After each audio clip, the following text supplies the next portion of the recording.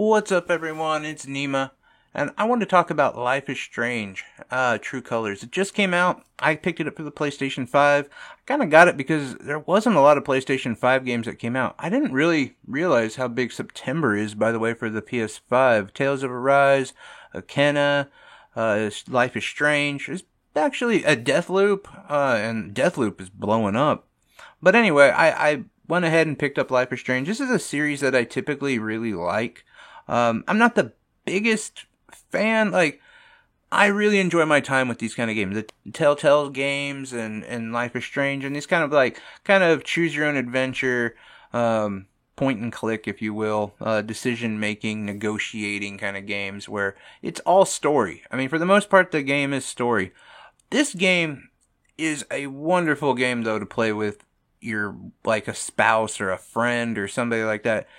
It really is one of those games that you kind of can both play at the same time. And if somebody's watching you play it, they're not too bored. Like, cause they're literally doing the same thing you're doing, is following along, except for maybe you get to make the decisions. But a lot of times, like, I noticed I played this game with my wife and she was doing something else while I'm playing the game, but she'd be like, "Oh, tell her to say that. Reply with that, to do this or that." And she'd kind of not knowingly help me in the game, and it kind of sucked her in, even though she wasn't actively playing the game. I think it's one of those like great couples games, and something that, like, if you have a spouse or something who's not into video games and really kind of gets annoyed by you gaming, this is a good game for that. It's really been fun to be able to sit down and kind of play a game like that with my wife. I will say that I think this version of Life is Strange is kind of getting closer to the original Life is Strange. I'm not going to say too much about Life is Strange 2. I enjoyed it. I really did like it. But towards the end, I thought it was over. Like, if anyone knows, if they played it, you know what I'm talking about. I actually just recently learned I didn't beat it. I thought I had beaten it. Like, I didn't check the trophies or anything like that. I just followed along with the story, and at the end, it looked like the last chapter. I remember everything looked like they were fine. Everything was good. And then I recently found out, oh no, you didn't play the last chapter yet. So, if that kind of gives you an idea of where that game started, it started up like super energy, and there's like so much narrative and storytelling, and some really deep, great moments, and then they just kind of lost steam as the game went on. This game is not that way. This game is more like that first one, where the story is complex and in-depth and engaging the entire way through. And I really did appreciate that. Now, I will say that I did find a couple glitches, and it was kind of funny because as soon as I plugged in my capture card, I debated even doing an impressions review for this game in general, because these games are really difficult to review. There's not much to critique. There's not much to go over. There's a storyline, and I guess like sound and graphics. Like, that's where you go. But when you're looking at these kind of games, they're not going to push the PlayStation 5. They're not even going to push the PS4.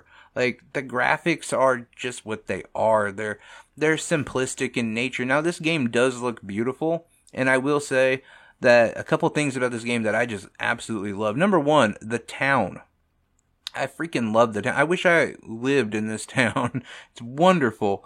But I did find a glitch early on where I was in a small store, and I was looking out a window, and there's this woman, and she's just like spinning around.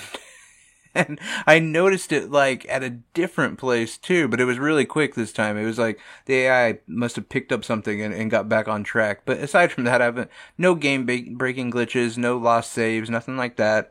The story itself, I'll just keep this simple.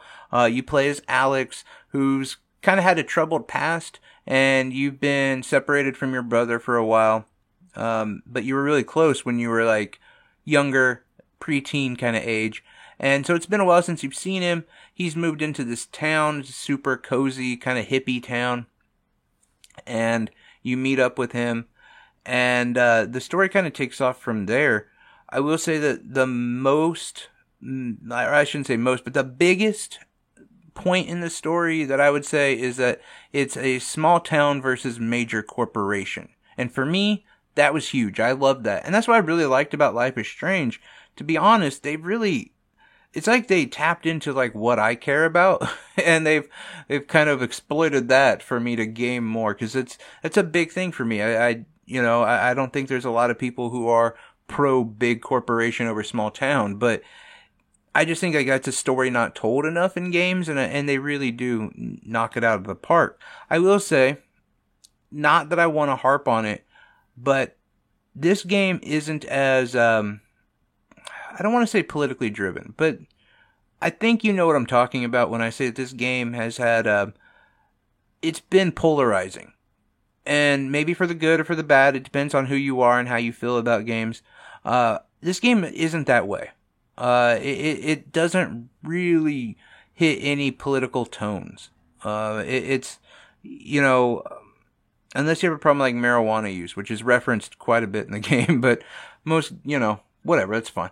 But it really more focuses on Alex and her powers to read people's emotions and how you can negotiate conversations by reading their emotions, which honestly gets very in depth, where there might be a situation where you think somebody is sad, but it turns out, no, they're not sad, they're actually angry. And you can kind of tap into that, understand their emotions, and then you know how to negotiate that conversation better. But it really more focuses on that, and then this whole, like, duality of small town versus giant corporation. And I appreciated that. I think that this is a really great game. I wouldn't suggest to buy it. Honestly, I'd wait till it's on sale, because it's solid, right? But there's so many other good titles right now that, this isn't a must-buy right now. It's not. It's a good game. And if you're a big fan of these kind of games, then it would be a must-buy. But outside of that, if you're just kind of let's say an average fan of these kind of games, I would probably wait, honestly. It does a good job, but nothing groundbreaking, nothing over the top. Just a good, solid game. Anyway, I'm curious what your thoughts are. Have you picked it up? Are you thinking about picking it up? Your thoughts on Life is Strange in general. Anything be interested to read in the comment section. Anyway, please like, subscribe, do all that good stuff. Take care, guys.